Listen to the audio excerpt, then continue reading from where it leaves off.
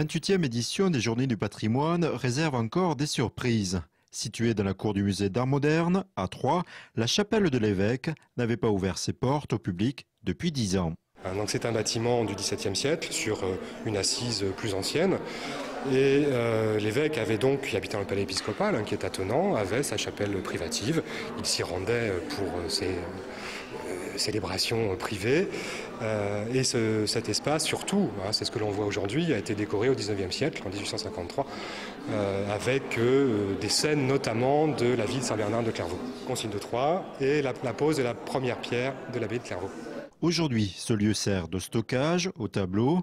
Édifices religieux, musées, bâtiments publics, 29 lieux ouvrent leurs portes dans l'agglomération.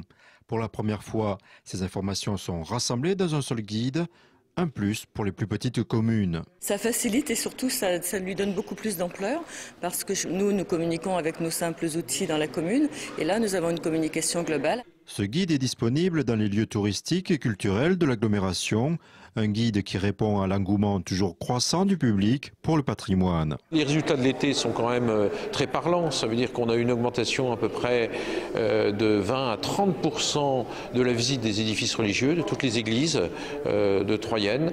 On a également une augmentation de la fréquentation des musées cet été, donc ça veut dire que le patrimoine marche bien. Tout le monde se rend compte, c'est un formidable atout, c'est un atout touristique, ça peut apporter des emplois, ça peut apporter des visiteurs, ça apporte de la communication, de la notoriété. Donc bien sûr qu'il faut miser sur le patrimoine. Les animations des Journées du patrimoine sont gratuites et Troyes se démarque en proposant ce fascicule qui complète le guide régional.